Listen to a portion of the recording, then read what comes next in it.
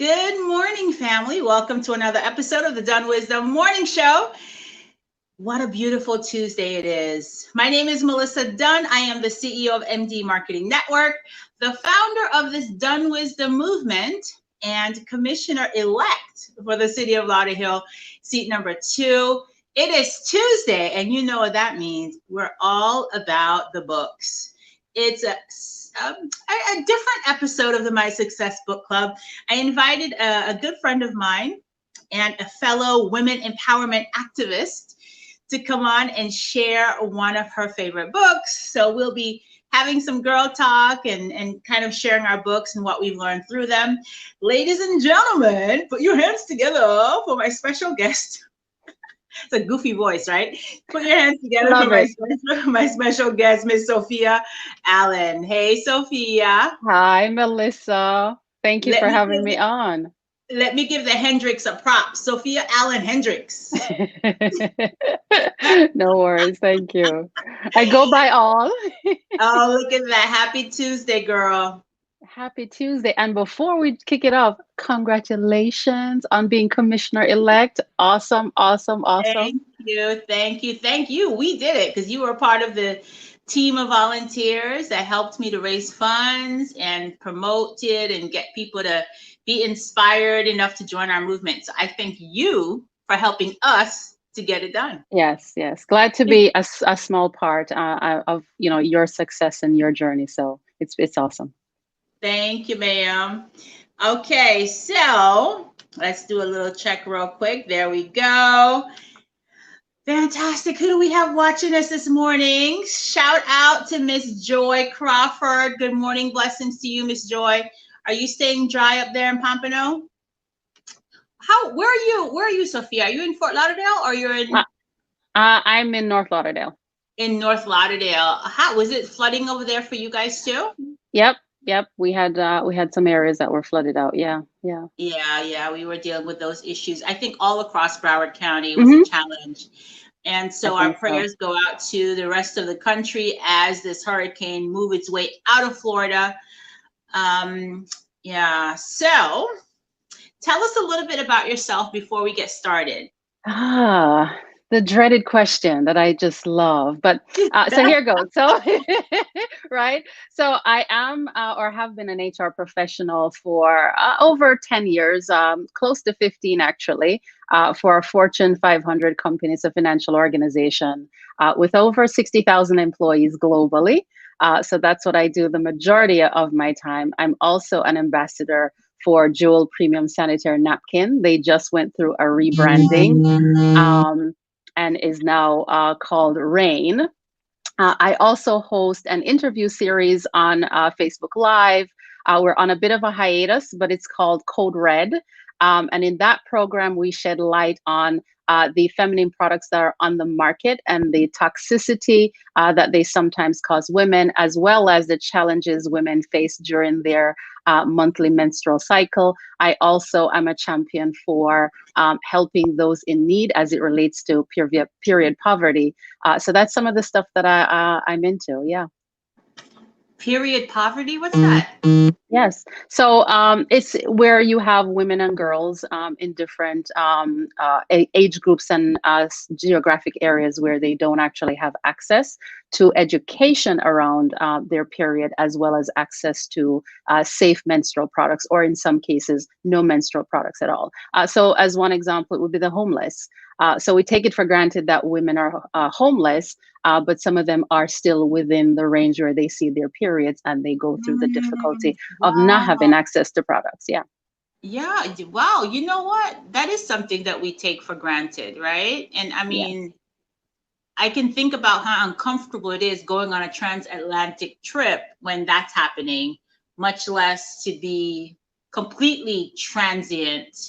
Correct. Yeah, that's a really good point, girl. Correct. You have situations where women have to leave their home due to difficult circumstances, maybe find themselves in a shelter or temporary housing. Again, they may not have the benefit of having access to products.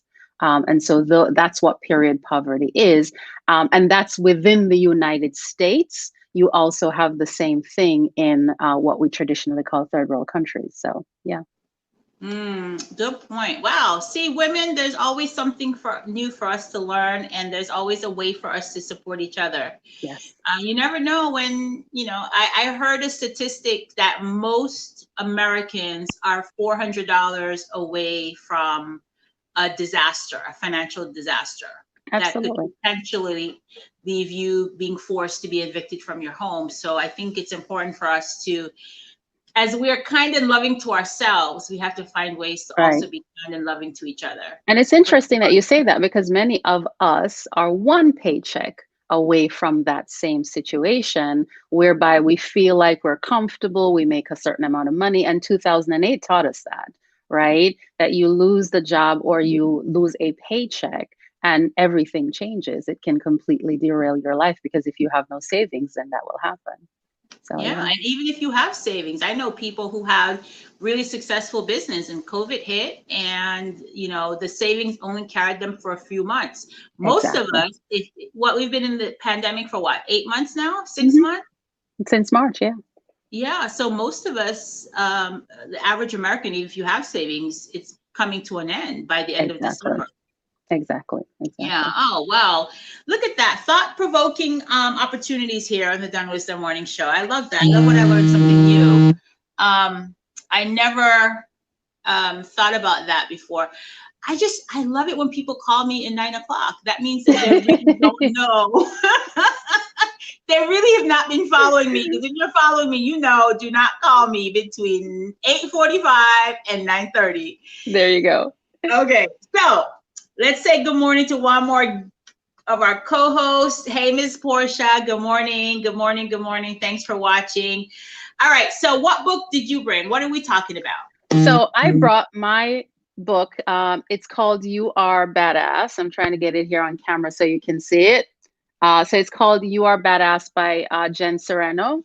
It actually is how to stop doubting your greatness and start living an awesome life.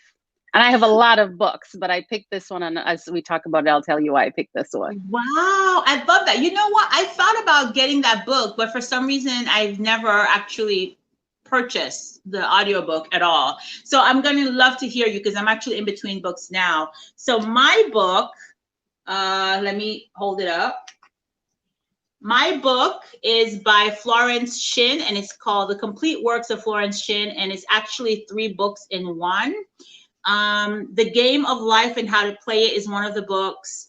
The Word is Your Wand. Your Word is Your Wand, and The Secret Door to Success. Wow. I love that. Nice. I devoured this book. This is definitely one of these books. I had read. I read the Game of Life and How to Play It in 2014, I want to say, or maybe 2013, that time frame. Mm-hmm. When I was still at FMC and was trying to decide on where to go with my life next. And this year has been a transitional year for me, as you know. Right. And in one of my prayer meditation session, I heard to read this book again. Nice. And so this book is well worn. I have the audiobook. I listened to the audiobook. And then I also got the physical book because I thought it was so powerful for me. Nice. I was introduced to this one a little later, around 2015, 16, that I was introduced to this particular book. And it's sort of, the idea of when the student is ready, the teacher shows up. Yep. And I pretty much, if you ask me at any given stage of my life, I'm like, I got this. I can find my way through most things. But this came at such an interesting time. And actually why I picked it is because it opened insights to so many other books that later were my teachers in other ways as well. But this one sort of jump-started things. So that's why I picked this one. So, I mean, I know that you're a badass, but what were you going through at that time that made you gravitate towards this book? It was a culmination of things. It was sort of, my grandmother had passed away around that time, and it was impactful because she helped raise me at a very, very young age. My mother sort of was going through some things, and she left me, the story that many of us have. and she left me with my grandmother. I have the same story. My grandmother raised me. Exactly. Yeah, Right. yeah. So she was the matriarch of our family, the storyteller, the one that kept us together. She, in her household, has raised as many of the grandchildren as and cousins as we can think about. And so there was that. And then, Wait, it's sort you of. think maybe your grandmothers were friends and they knew each other? Because it sounds like they were both similar with. Exactly. Exactly. You know what? You never know. We'll have to talk about that off here. So we just might find, I found a cousin that way. We were a very good Oh, friend of mine. We went to high school together and was over breakfast one morning. I'd picked her up from the airport and literally was having a casual conversation. And somehow it transitioned to, so where are your parents from? And we started breaking down where my father was from. And lo and behold, her mother came from the same community, and we literally discovered we were cousins, not first cousin, but maybe about third cousin removed. So it was very interesting. So you never know. But it was coming out of that. And then I had hit a rough patch, when you think you got life and then life, kicks you on your butt. So I had that particular situation, and a very, very close family member had really, I felt in my mind, betrayed me in a really, really significant way. And it literally knocked me on my, what. And coupled with being in an environment where, as I mentioned, working for a Fortune 500 company, where you're talking about 60,000 plus employees globally. And I had recently sort of been promoted in the organization, and was really, when you just get the job, you actually need to show up and perform. And so you're balancing all of these different things, your own emotional, dealing with the loss of a family member, dealing with the loss of or potential loss of a relationship, where you feel, okay, I'm not sure I'm going to, continue to deal with this person. And then having to sort of show up every day. And show up like you have all the answers and everything is perfect. Show up like you're a boss, and show up like you're a boss. Yes. Yeah. I get it. So that's what you were going through, and so that book stood out for you. Absolutely. What did you learn?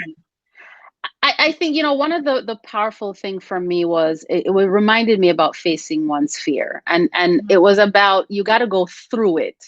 And for me, it was, you can't go around it. You can't go up, over, and all of that. There's those moments in life where you got to look it in the eye. You got to walk through the fire of it. You got to allow all of your emotions to wash over you to get on the other side, because your success is literally on the other side of that. Your savior is you, and it's on the other side of that. And it was very powerful, but I like it because it was unapologetic. There are a lot of books that kind of take you through the soothing, pace of things, and it teaches you in this very gentle way. This book is very unapologetic, and I before somebody goes and, I mean, look at the title, badass. That's exactly. that kind of sets the tone for the type of bold in your face I would expect. And this is, the author curses in this book, which, to my sensibilities, sometimes that can be a little bit much, but what I found myself realizing is that it wasn't for entertainment.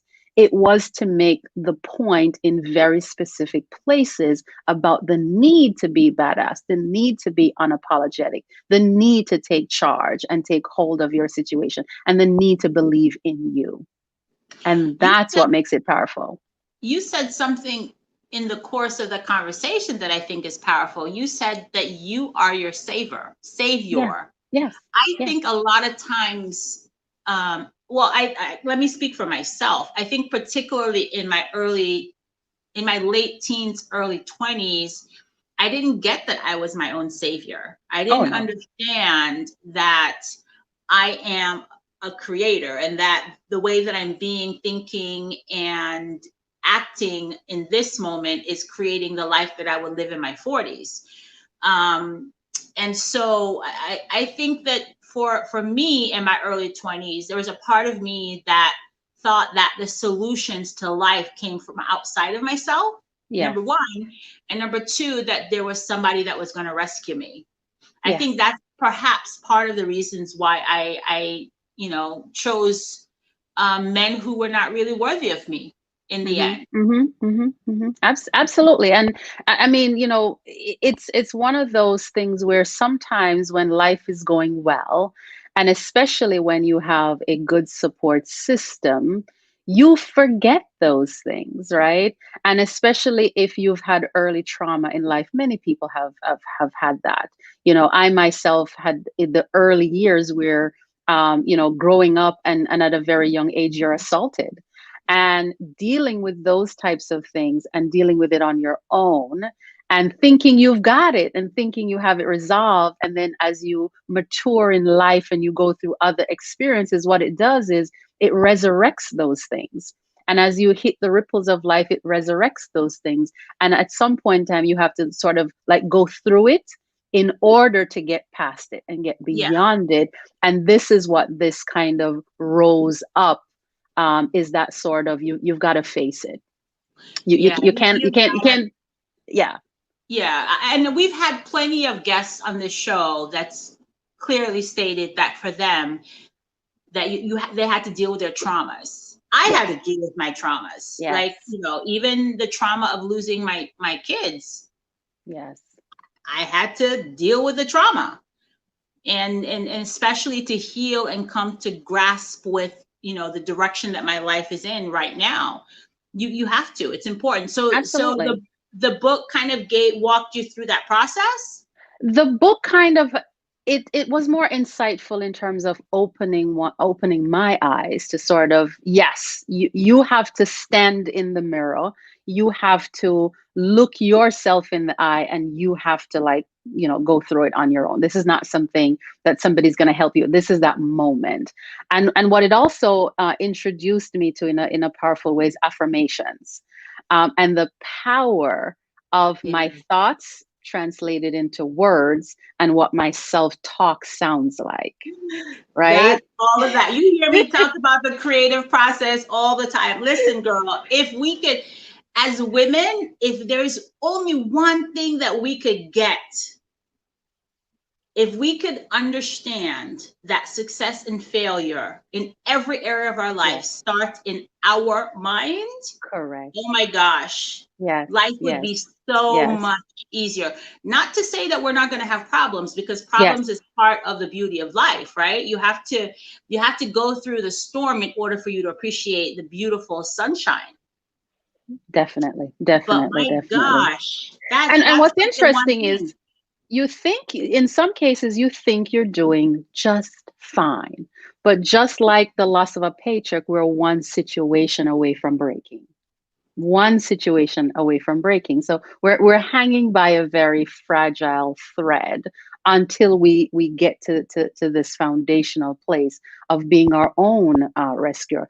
And we think we sound fine when in terms of, if somebody had asked me, I'd say I'm a very positive person. I'm pretty positive. But when you strip it all down and hear your own self-talk, you realize that there's so much work to be done, and you need to really clean up. I call it the good housekeeping. So there was a lot of good housekeeping that needed to take place. And so this kind of brought all of that out. And interestingly enough, the author introduced me to another great book that I use today, which is Louise Hay. I love Louise. Oh my God. Louise is my girl. Louise is my girl. So Louise is the one that introduced me to Abraham Hicks, who's another person that I'm like a huge fan of. Yeah, for sure. I saw her live in Fort Lauderdale. Abraham Hicks, powerful. I mean, she's on another level. Yes, I got a chance to see her live. I'm gonna go see her one day too. Yeah. But this book is actually the author, Florence Shinn, she was alive in the 1800s. Wow. So this book was actually written, and I came on here without my glasses, y'all. My goodness. This book was actually written in the 1800s. And the game of life and how to play it really, I think a lot of the things that we talk about with the creative process, about your thoughts and your emotions, your words, your actions, that whole cycle has its foundation in this book, I think. And the work of Abraham Hicks also, that cycle has its foundation in Abraham as well. And I think the main thing about this book that I loved, and you know, when I was running for office, I think, so I registered officially with the city in October of 2019. And you know that I went through the phase, I had to have surgery, was out of commission for a couple of months, and then COVID hit. So there was a lot between October and June, there's a lot happening in my life. And I started to do this ritual where I would get up at 4:30 every morning and I would go to Fort Lauderdale Beach for the sunrise. Mm-hmm. And I would read, after my prayer meditation, I would read passages from this book to ground myself. And then I would come back over to Lauderdale and I would go canvassing. And I would do that every single day for months. Wow. Every single solitary day. And I'm just going to open to one of the underlying passages here. For me, it says, let the God in this child have perfect expression. Let the divine design of his life, of his mind, body, and affairs be made magnificent throughout his life, throughout eternity. So I would just open the book, pick a passage after my prayer meditation, and I would say, okay, God, thank you for that. And I would meditate on those words. And I'm telling you, the power behind, learning about the word I am, for example, and what comes after it. This one thing here says, I am now on the royal road of success, happiness, and abundance. All the traffic goes away. I mean, really powerful. But books like this only work if you put them do the work. It's funny you say, it's interesting that you talk about I am. It's funny how often we say I am followed by something negative. That's what one of the things I think about when I talk about cleaning up the house. And when you talk about now, it's about speaking as if it's already here before it has happened, because in actuality, your words are creating it.